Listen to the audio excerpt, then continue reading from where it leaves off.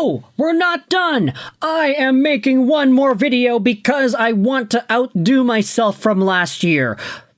But I also wanted to get this out of the way.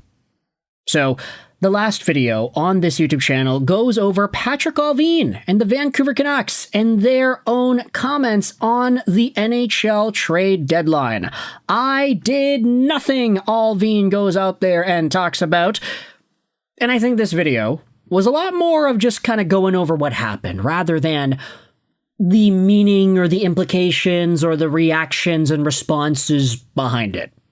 Because, of course, Patrik Allvin not doing anything for the Vancouver Canucks, making 0 trades, that's kind of a head-scratcher. And if you watch that video, you'll understand why. But in this video commentary, I instead wanted to talk about what this means, and whether or not Vancouver is in a better spot as an NHL team because of it. Let's go out there and read some tweets, because after all the stuff we had seen about the Canucks not making any trades, and they felt that nothing had emerged that made sense for the club, and that Brock Boeser's value wasn't really too high. I mean, we had our guys in the market, but nobody was interested in getting them for the prices that we had. Let's go out there and read this. JPat posted this shortly after the trade deadline finished. Hard to see the vision and the direction of this hockey club right now. Firstly, that's kind of familiar. There is no passion, there is no vision, there is no direction in this hockey club. So much more is needed, JPat says. So much more is needed up front. When healthy, the blue line is taking shape. I'll give him that. And goaltending is in good hands. But we need a bunch of game breakers up front for now and the future. No forwards. No extra guys. Y'all got Filipino and Drew O'Connor. Great. But you got rid of Bo Horvat. You got rid of Brock Boeser. Or no, not Brock Boeser. JT Miller, excuse me. Boeser's still here. Right. He is still a Vancouver Canuck. There is more vision needed. More direction needed. Especially up front. That's what JPat went out there and said. $15 million in cap space, and they only need 2 forwards. They'll be fine after the offseason. One of these replies goes out there and says, the Canucks aren't getting Marner or Bennett, so what's the plan after that? They easily could have acquired assets for Forbort, Boeser, and Suter and then used them to upgrade their forwards, but no, they didn't do that. Let's take a look at some of the other replies. Here's the direction. Francesco sees 2 playoff home games. Nothing else matters. Seeing Cousins for Norris was disappointing when Boeser is more proven than Norris. I get different positions, but I don't see how something could not have worked. Being in the backseat, I have 0 skin in the game, though. Let's go out there and read some of these other comments. In terms of a press conference, that went really poorly for Patrik Allvin, Wyatt said. The summary being that prices were too high to buy, but also that his players had no value around the league. And, by the way, only on-ice performance dictates trade value. And hey, the offers for Boeser were bad. Brutal PR work from the Vancouver Canucks perspective. And part of the reason I'm making this specific video that you're watching now is because of this angle. How a lot of the media is reacting to the comments made about Boeser, how there was no value for Boeser, how the offers that the Canucks got for Boeser were not great, etc., etc. Here is some of the replies over on this Twitter thread. How many first-round picks were actually traded today? Quite a lot. Mikko Rantanen got a bunch. Just an honest question, do you think he was lying too much or too little? I think Boeser's health was the primary value sink, but Allvin saying that part out loud would have truly been anti-PR. And then another reply goes out there and says, I'm curious when the management of his clotting disorder looks like and how a playoff schedule would change things. But I sure as hell know we're not going to get that. Another comment goes out there and says, it was never Rutherford. It was never Benning. It was always Francesco Aquilini, screwing the team and meddling. Now, I don't know if that's true. I mean, I think it was a pretty apparent and well-known idea a few years ago that Patrik Allvin and Rutherford were coming in to make sure they didn't get persuaded by any outside tampering. Aquilini telling Benning what to do and stuff, telling him what kind of players to get, and it really hurt the Vancouver Canucks. But I don't know if that's really happening at this point. I don't know. More so, it's a conversation, I think, that needs to be had about Patrik Allvin and Rutherford. This comment from Wayne, Canucks House, went out there and said this: "I did not like Allvin's public comment about Boeser. What a dog crap response, and trying to be funny at the expense of his player. He disrespected Boeser publicly. That's not how you do business. I don't give a crap who you are." Now, this tweet's very opinionated, very emotional, I could say, but some of the replies, I mean, publicly dragging a guy you need to sign a team-friendly deal is such a circus act of an organization thing.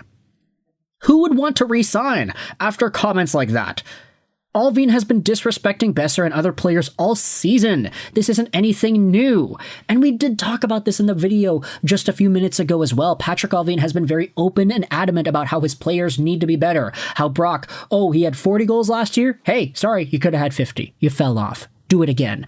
Pedersen, he's talking in the media. He needs to be better. We'd spoken about these same talking points in the last video, but I didn't realize just how big of a situation this has gotten online.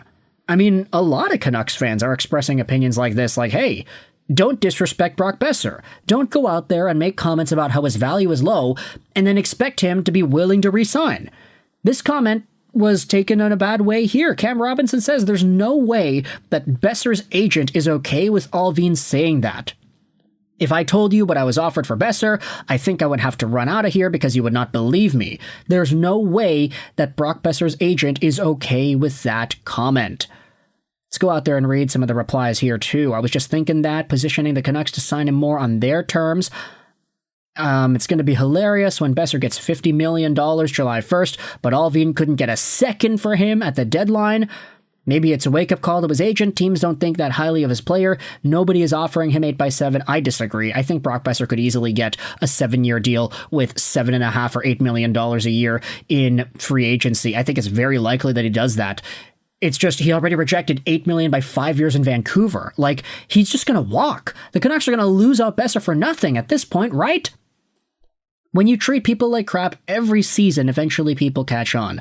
Bruce Boudreau, Bo Horvat, Brock Boeser, you could even say JT Miller and Pedersen. Multiple guys they forced to waive by publicly embarrassing them. Do you want to say Kuzmenko too? I don't know, he kind of fits the bill. Ay. This certainly is not the conversation I thought we'd be having about the Vancouver Canucks on this day, trade deadline day, right? Because ultimately, I think we all thought the Canucks would find ways to make moves or do anything that would help the team out. Ultimately, they just kept the same guys around and everybody's upset now. Let's go over onto the Canucks subreddit and read some of the commentary going on over here, because there are a bunch of other talking points that were posted about Dave Hall. I've been tracking the roster all day and noticed that neither Lekaramaki or Pedersen were papered down by the deadline. Unless it has happened without notice, I do not believe either will be available for Abbotsford come playoff time. Okay, now that's an interesting talking point. We can talk about that soon.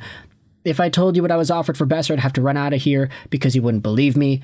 He honestly sounded defeated. He was definitely open to moving Boeser, but Boeser has very little value across the league. Try me, Patrick. He's right. I don't believe him. I find it hard to believe after seeing what Lawton, Shen, Bavilier, and Dumoulin got in return.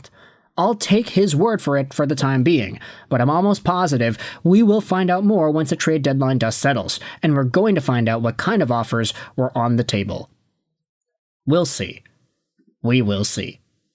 It is kind of disrespectful in a way. From the perspective of the agent, he wouldn't like that, but if that's true, which we have some reason to believe it might be, I don't know. Do you think so? If that's true, then I guess this comment makes sense. He's right. You don't just move him for the sake of getting anything. 2 months more of negotiating for a top 6 winger is more valuable than any second-round pick that could maybe be a middle 6 player 4 years down the line. You cannot convince me that if we retained half his salary, he was not worth as much as the other players that were getting firsts at this deadline. I would agree with that. It's not you that needs convincing, though, is it? There were 31 GMs who weren't convinced to pay a price that made sense for this hockey team. And so, at the end of the day, I do think we kind of needed to talk about this one more time. Did Allvin disrespect Boeser? You could let me know your thoughts in the comment section below. Are you done with the Vancouver Canucks? There are some people going out there and saying that on social media as well. Lots of outcry after the Canucks did nothing at the trade deadline. And I want you to let me know your thoughts in the comment section below. I gotta go eat breakfast, take a nap, and then maybe go out for a walk or something because I am pretty pooped. I hope you enjoyed this video. And bye.